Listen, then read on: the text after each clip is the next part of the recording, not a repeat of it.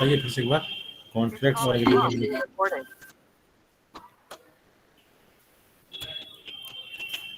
क्या डिफरेंस बताया आप कॉन्ट्रैक्ट और एग्रीमेंट में? Contract sir legal way means paper के थ्रू होता है, एग्रीमेंट वर्बली। ठीक है, एक तो हुआ, देखिए, एक तो हुआ स्टेटमेंट, फिर हुआ एग्रीमेंट, फिर हुआ कॉन्ट्रैक्ट, 3 चीज है ना। तीनों में कौन डिफरेंस बताएंगे हमको अच्छे से, बताइए प्लीज रेज योर हैंड। हमको थोड़ा याद है या जो बताना चाहेंगे अभी बताइए एक बार। तीनों में क्या डिफरेंस है? तीन तीन चीज है। एक तो हो गया हम लोग जो बात की है, जो स्टेटमेंट दी है, फिर कॉन्ट्रैक्ट है, एग्रीमेंट है, तीनों में क्या डिफरेंस है?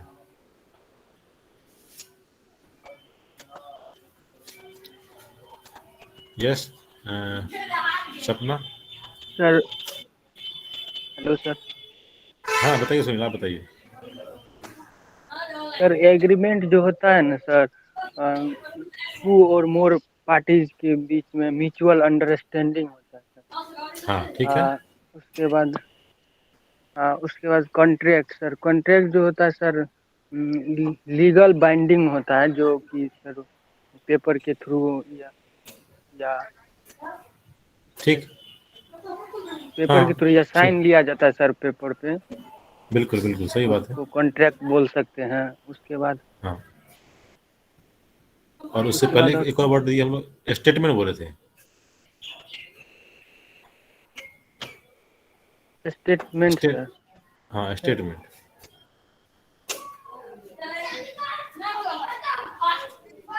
स्टेटमेंट सर,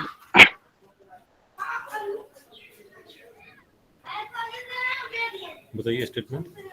स्टेटमेंट हो गया सर, जैसे किस टॉपिक पे या किसी भी किस एक्टिविटी पर मतलब कॉन्ट्रैक्ट लिया जाता है, उस पर वर्चुअली या उसके बारे में डिटेल नॉलेज सर शेयरिंग किया जाता अच्छा है ठीक, पार्टी आपका से। आपका आपका पहला दोनों ठीक है। स्टेटमेंट में थोड़ा सा आप गड़बड़ कर रहे हैं। और मुझे let me ask somebody else, किसी और से पूछता हूँ। ठीक है सुनील, जितना आपने बताया उतना अच्छा है। थोड़ा स्टेटमेंट में जो आपने बताया थोड़ा सा गड़बड़ हुआ, बाकी सब कुछ ठीक था, कोई दिक्कत नहीं है। और सपना आप बताइए एक बार।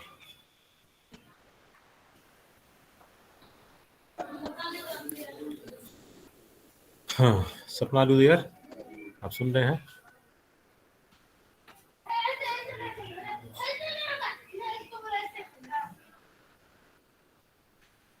ओके सुमन आप बताइए।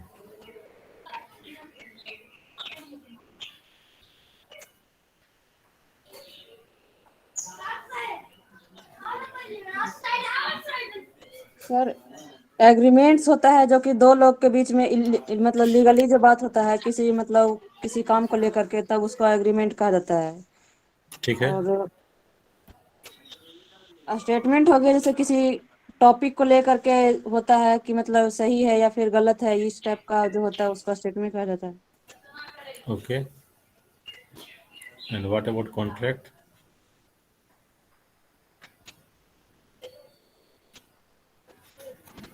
What about contract contract? Contract तो होता है जैसे किसी काम को लेकर के ही होता है, बातचीत होता है दो लोग के बीच में, उसको कॉन्ट्रैक्ट। ठीक है, और कोई बोलना चाहेंगे इस पे अभी? Yes, anybody want to share something, something else?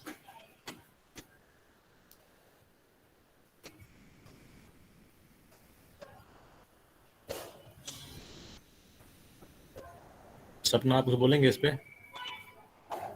जिज्ञासा, आप उसको कुछ बोलना है आपको?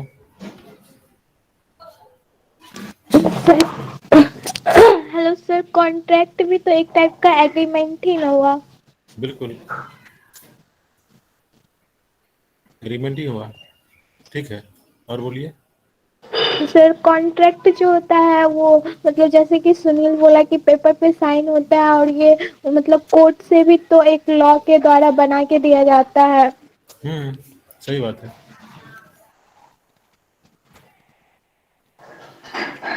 And what is statement? Sir statement उसको बोलेंगे जैसे कोई भी चीज के लिए हम अपना स्टेटमेंट देते हैं, जैसे किसी को बताते हैं कि जिस भी चीज के बारे में बोलते हैं कि ये ऐसे है तो उसको स्टेटमेंट बोल सकते हैं। यस, कोई चीज हम लोग बात शुरू किए तो वो हमारा स्टेटमेंट हो गया। ठीक है, यस सर। ठीक है, ठीक है। तो ठीक है। और यहाँ पे कौन है? प्रेम है, प्रेम है, मुकेश है, और कौन है? 2-3 लोग और है शायद, देख लेंगे।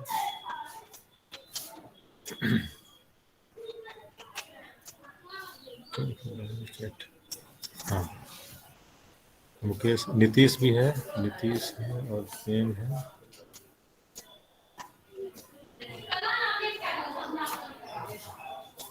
और सुनील तो बोल दिया, राजेश, नीतीश आप कुछ बोलिए। हाँ, आप बोलिए।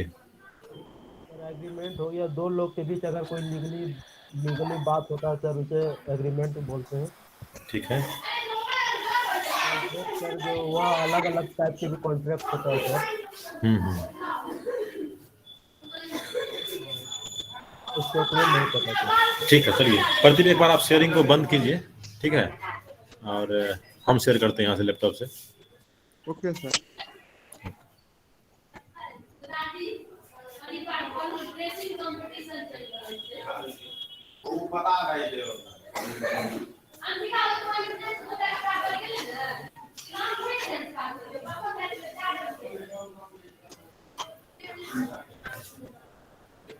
वहाँ पे ऑप्शन होगा शेयरिंग स्टॉप करने का। कर दिया सर। हाँ, ठीक है, ठीक है।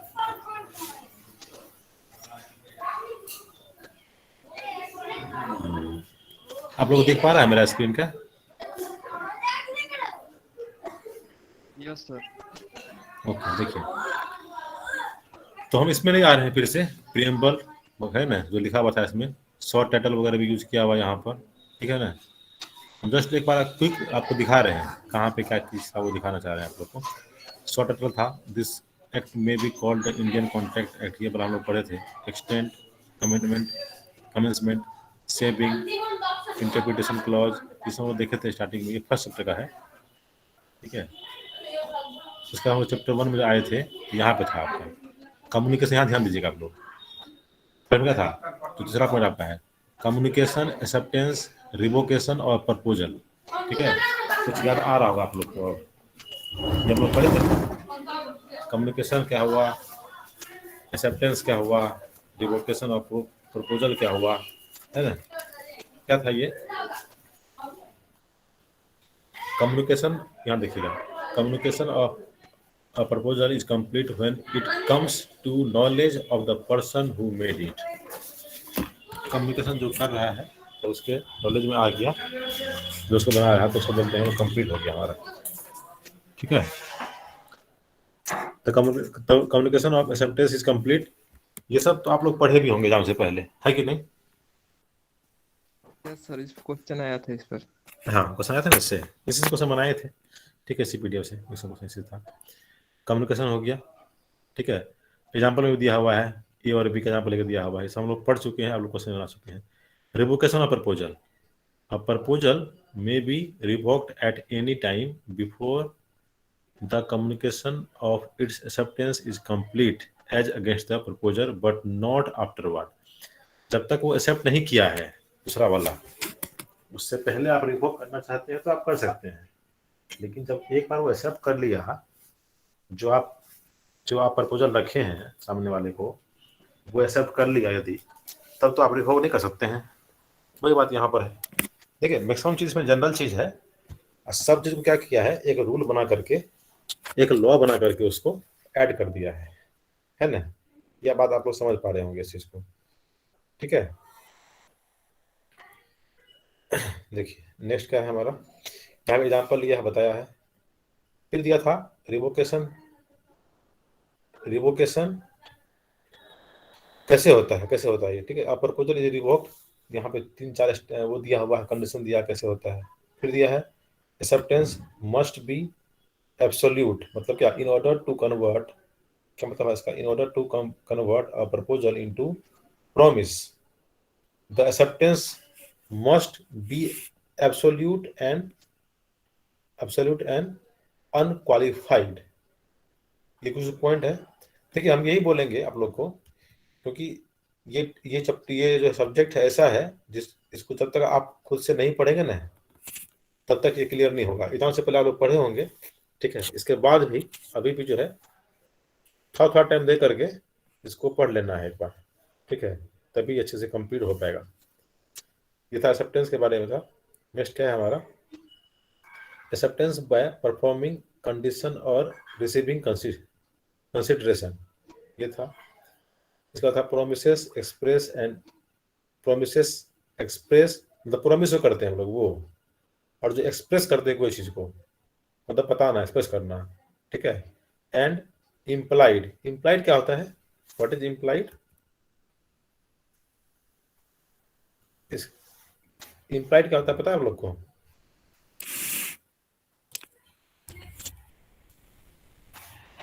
यस प्रदीप?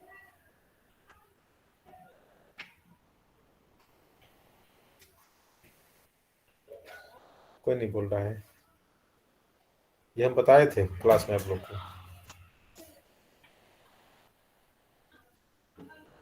कोई बताइए।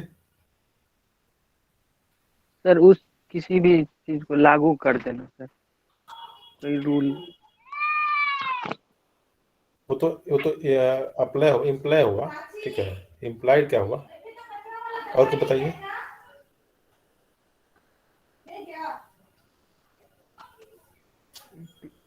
सजेस्ट करना सर। हाँ, सजेस्ट करना होता है। इम्प्लाई मतलब सजेस्ट करना ही, लेकिन थोड़ा अंतर क्या है? सजेस्ट करना होता है और इसको बिना डायरेक्टली बताए, ठीक है। मतलब कि एक तरह से इनडायरेक्टली हो गया, इनडायरेक्टली सजेस्ट करना।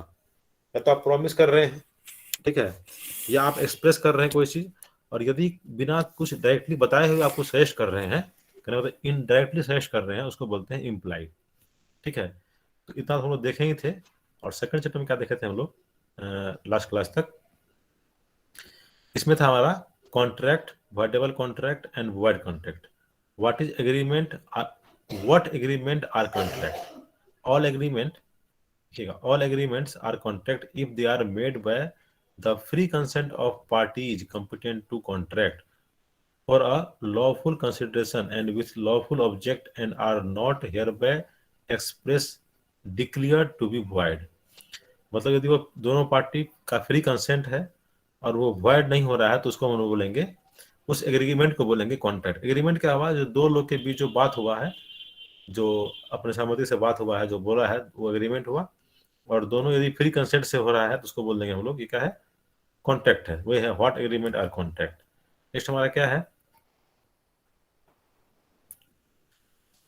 Who are competent to contract. कौन कौन कॉम्पिटेंट होते हैं? Every person is competent to contract who is of the age of majority according to law to which he is subject and who is of sound mind and not disqualified from contracting by any law to which he is subject। क्या कर रहा है? पहली बात तो वो minor नहीं होना चाहिए, मतलब 18 साल से कम उम्र का नहीं होना चाहिए, पहली बात हुआ। दूसरी बात क्या हुआ कि जो उसका माइंड का स्टेटस है वो ठीक होना चाहिए, उसका माइंड साउंड होना चाहिए, मतलब मेंटली वो डिस्टर्ब वगैरह के कंडीशन में नहीं होना चाहिए। और थर्ड क्या हमारा इसमें कह रहा है, तीसरा चीज, कि किसी भी लॉ से, ठीक है, किसी भी कॉन्ट्रैक्टिंग लॉ से वो डिस्क्वालीफाई नहीं होना चाहिए वो एग्रीमेंट, मतलब तो उसको बोलेंगे हम लोग वो हमारा कॉम्पिटेंट कॉन्ट्रैक्ट हो गया। ये तीन बात का ध्यान रखना है कि माइनर नहीं होना चाहिए, और उसका माइंड साउंड होना चाहिए, मेजर होना चाहिए, माइंड साउंड होना चाहिए, और किसी लॉ के अगेंस्ट वो डिस्क्वालीफाई नहीं होना चाहिए। नेक्स्ट आपका है what is the sound mind of for the purpose of contracting. Sound mind आप किसको बोल रहे हैं, ठीक है, जैसे इसमें था हमारा चर्चा क्या साउंड माइंड का किया है, तो आप कह रहे हैं कि साउंड माइंड आप किसको बोल रहे हैं? A person is said to be sound mind for the purpose of making contract if at the time when he makes it he is capable of understanding। क्या करना चाहिए? he is capable of understanding it and forming a rational judgment as to its effect upon his interest। मतलब जिस समय contract वाली बात हो रही है उस समय उसको समझने का लायक हो और उस पर वो रेशनल जजमेंट अपना वो दे सके। यस, यहाँ तक ठीक है ना? जिज्ञासा यहाँ तक ठीक है?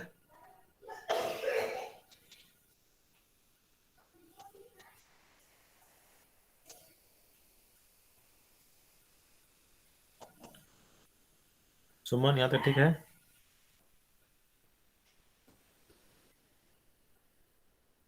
Yes sir.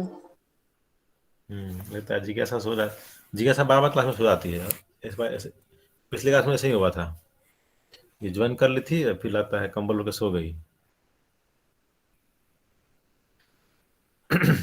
नेक्स्ट हमारा है कंसेंट को डिफाइन कैसे कर रहे हैं।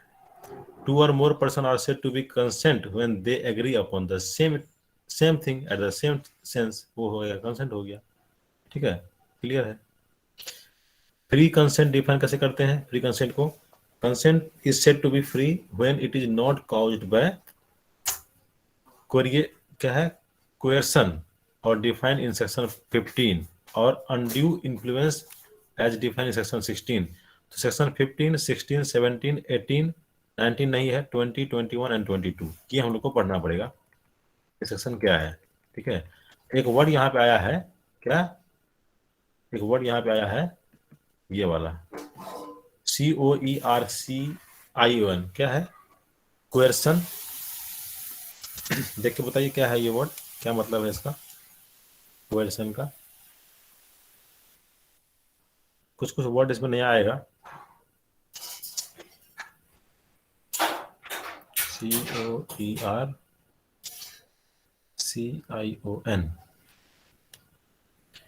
ये है एक्चुअल और threatened force for the purpose of compelling action by another person. अच्छा, एक्चुअल और threatened force of compelling action by another person, the act of coercing. मतलब क्या हुआ, फोर्सफुली किसी चीज के अगेंस्ट जो है उसको बोलना कि हाँ तुमको ये करना है, इसको तुमको मानना है, जो कोई कॉन्ट्रैक्ट है तुमको इसको मानना ही है पड़ेगा, उसके बारे में कह रहा है ये। ठीक है, अच्छा नीचे डिफाइन भी किया, देखो यहाँ पे 15 में है, यहाँ पे डिफाइन किया है 15 में, ये डिफाइन किया है। और 16 में क्या है? Undue influence. हाँ, 16 में अनड्यू इन्फ्लुएंस भी डिफाइन किया हुआ है। 17 में फ्रॉड डिफाइन भी किया हुआ है। उसके बाद 18 में आपका मिस रिप्रेजेंटेशन डिफाइन किया हुआ है। Voidability of agreement without free consent define किया हुआ है। पावर टू सेट असाइड ये नहीं था वहां पर, लेकिन 20, 21, 22 था ना। Agreement void where both parties are under mistake as to matter of fact। 21 है effect of mistakes as to law. ठीक है, 22-23 में दिया हुआ है। Contract caused by mistake of one party as to matter of fact. जैसे what consideration and object are lawful and what not. यहां से आपका है, देखिए वॉइड एग्रीमेंट। तो यहाँ तक जो है ना 23 तक जो है पॉइंट तक है, इसको आप लोग को पढ़ना है, आप पढ़िएगा। ठीक है, पूरा थ्योरी ही है, आप पढ़िएगा और कोई दिक्कत होगा तो उसको हम लोग फिर डिस्कस कर लेंगे, किसी पॉइंट पे किसी कोई दिक्कत होगा समझने में, क्योंकि ये क्या है इसमें कुछ वर्ड है और थोड़ा लॉ वाला वर्ड सब है, तो इसमें जो है थोड़ा समझने में दिक्कत आ सकती है।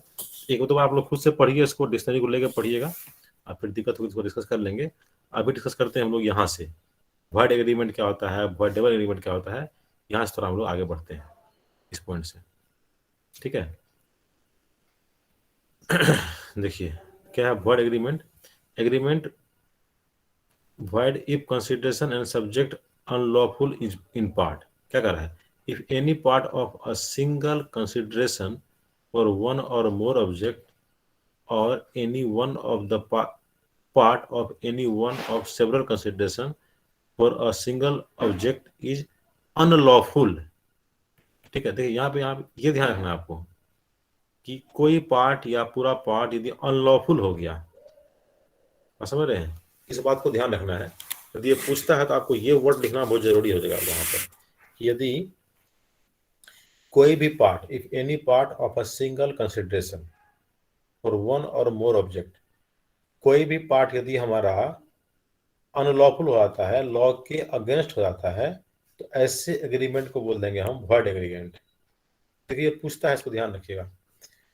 इलस्ट्रेशन समझिए, ये प्रॉमिस टू क्या है, सुपरिंटेंड, मतलब कि क्या होता है, सुपरिंटेंड मतलब कि सुपर क्या होता है, ये सुपरिंटेंड मतलब क्या हुआ, ये promise to superintend on behalf of B, मतलब बी के जगह पे वो जो है सुपरिंटेंड करेगा। सुपरिंटेंड मतलब हुआ कि किसी को लीड करना। क्या मतलब है इसका एग्जैक्ट मीनिंग बताइए कोई? देखें हम डिक्शनरी में इसका। सुपरिंटेंड हम लोग बोलते हैं ना, सुपरिंटेंड मतलब SUPRE सुपरिंटेंड,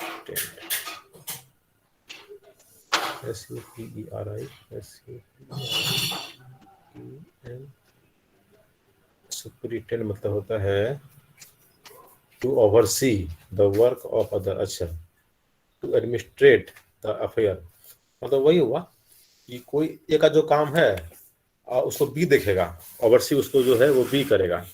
तो ये प्रॉमिस किया to superintendent on behalf of B, B के जगह जो है ए उस काम को देखेगा, ऐसा प्रॉमिस किया। ये अ legal manufacture of indigo and an illegal traffic in other article, B promises to pay to A a salary of 10,000 rupees a year। B promise क्या कि जो है तुमको उसके जगह पे हम 10,000 रुपया पर ईयर देंगे। ठीक है, the agreement is void। The object of A is the object of A's promise and the consideration for B's promise being in part unlawful। क्यों हो गया अनलॉफुल? क्योंकि देखो यहाँ पे क्या बात था, दो बात था। अ legal manufacture of Indigo, Indigo का लीगल मैन्युफैक्चर था, एंड एन, अच्छा मेरा माउस यहाँ पे है, नहीं दिख रहा होगा माउस आप लोग को, यहाँ से देखिए ये वाला क्या है, अ लीगल मैन्युफैक्चर ऑफ इंडिगो, यहाँ तो ठीक है, लेकिन ये जो है एंड के बाद and an illegal traffic in other article, बात समझ रहे हैं, ये हो गया हमारा अनलॉफुल। ये बात समझ पा रहे हैं आप लोग यहाँ तक? यहाँ पे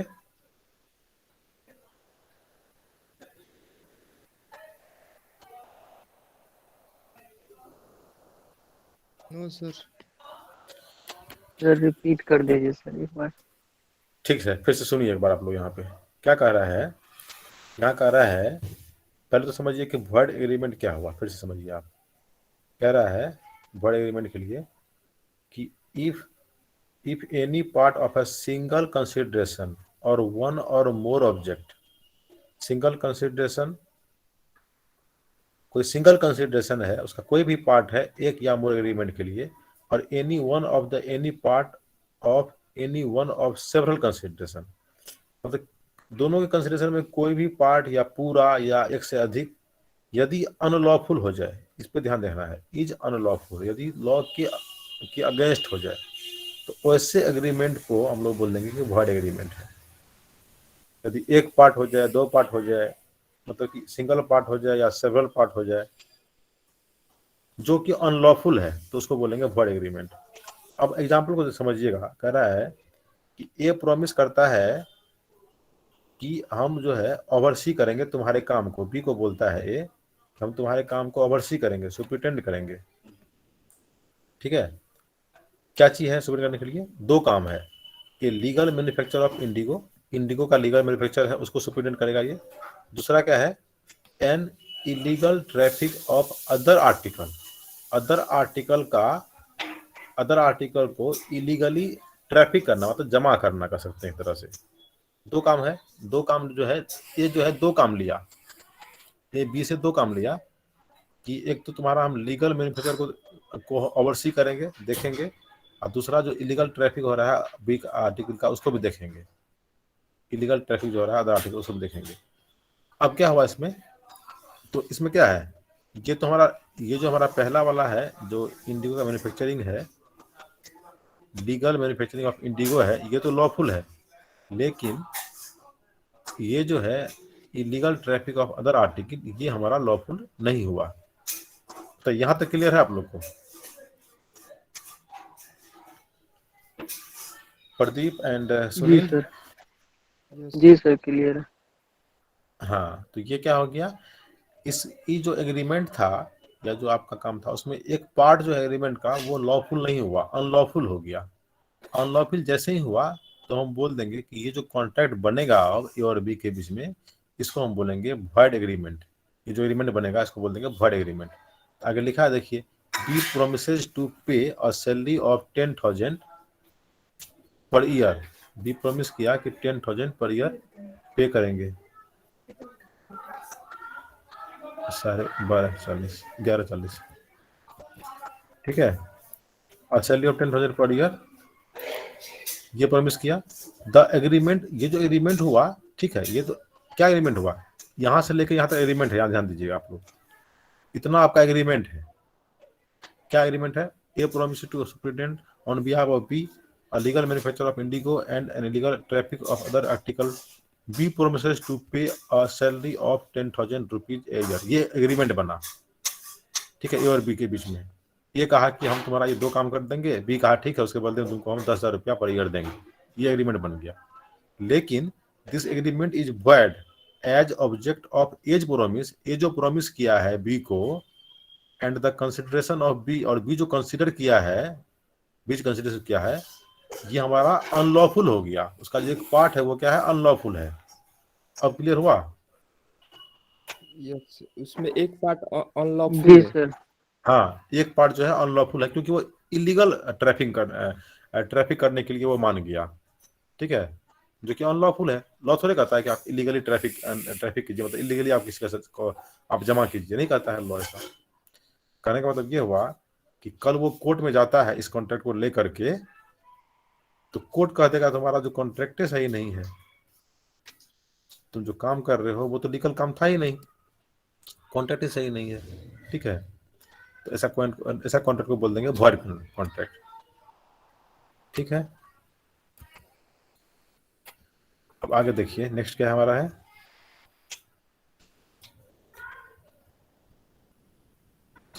नेक्स्ट हमारा है agreement without consideration, agreement without consideration comma void unless it is written and registered और in a promise to compensate for something done or is a promise to pay in debt barred by limitation law। क्या कर रहा है, agreement without consideration comma void unless it is written and registered or is a promise to compensate for something done। कुछ यदि ऐसा कुछ हो गया तो उसके लिए कंपनसेट करना, और is to promise to pay a depth barred by limitation law, उसके बारे में कह रहा है। क्या पढ़ते हैं, an agreement made without consideration is void. मतलब अभी हम लोग पढ़ रहे हैं वॉइड एग्रीमेंट के बारे में। देखिए यहाँ से हमारा शुरू हुआ वॉइड एग्रीमेंट, उसमें पहला पॉइंट हम लोग पढ़े कि कोई पार्ट यदि उसमें क्या है, अनलॉफुल है, तो बोल दिए उसको वॉइड एग्रीमेंट हो गया। दूसरा पॉइंट क्या पढ़ रहे हैं हम लोग कि यदि कोई एग्रीमेंट है विदाउट कंसिडरेशन का है, जैसे कि एग्जांपल यहाँ पर दे रहा है, it express in written and registered under the law for the time being in force for the registration and is made an account of natural love and affection between parties standing in a near relation to each other। और unless क्या करने का मतलब है,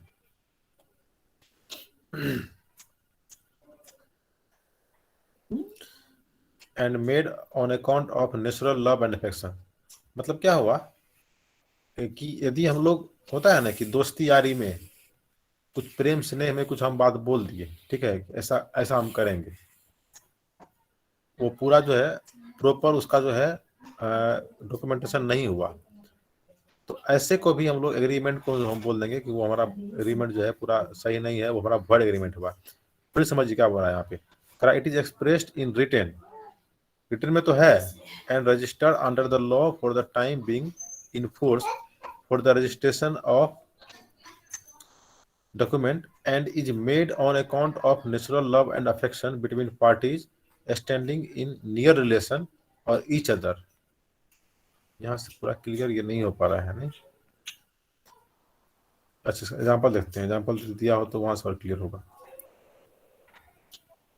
दूसरा point पढ़ते हैं, हम लोग पढ़ रहे हैं अभी 25 नंबर यहाँ से, ठीक है। क्या कह रहा है, it is promise to compensate wholly or in part a person who has already voluntarily done something for the promisor or something which the promisor was legally compellable to do or unless। अच्छा नीचे यहाँ पे explanation किया हुआ है, nothing in this section shall affect the validity as between the donor and donee of any gift actually made। ये तो लगता है समझ से बाहर जा रहा है मेरा भी, तो इसको हम ऐसा करेंगे, इसको हम पढ़ के रखते हैं, ठीक है। जो आप लोग को हम वीडियो भेजे थे प्ले लिस्ट, वहाँ से भी इसको हम पढ़ के रखते हैं और एक बार हम उसको खुद अच्छे से समझ लेते हैं, क्योंकि मेरे लिए भी ये पहली बार ही है जो पढ़ा रहे हैं, और तब आप लोग को बताएंगे, ठीक है ना प्रदीप? Yes sir. क्योंकि हमको भी लग रहा है कुछ यहाँ पे डॉट है। एक बार हम अच्छे से इसको पढ़ लेंगे, वीडियो से भी पढ़ लेंगे और थोड़ा इसको इजी लैंग्वेज में कोशिश करेंगे करके, तब आप लोग को, हालांकि यहाँ पे दिया है स्पेनिश में, फिर दूसरा भी दिया, लेकिन एक बार इसको हम पढ़ लेते हैं खुद से। हमको लगा कि हो जाएगा, लेकिन थोड़ा डिफिकल्ट हो रहा है करना इसको। एग्जाम्पल दिया है, भी दिया है, चैप्टर 2 में यही सब है। चैप्टर 3 में फिर आ जाएगा हमारा कॉन्टिंजेंट कॉन्ट्रैक्ट्स, ठीक है। तो इस दोनों को हम पढ़ लेते हैं एक बार, और वीडियो से भी इसका नोट्स वगैरह हम थोड़ा सिंपल लैंग्वेज बना लेंगे, तब आप लोग के साथ हम शेयर करेंगे। जी तो सर, एक बार ये तो बताइए अच्छा रहेगा कि हाँ अच्छा रहेगा, तब तो आप लोग को भी थोड़ा इंटरेस्टिंग लगेगा। अभी लग रहा है कि हम भी पढ़ रहे हैं, पढ़ के समझा रहे हैं।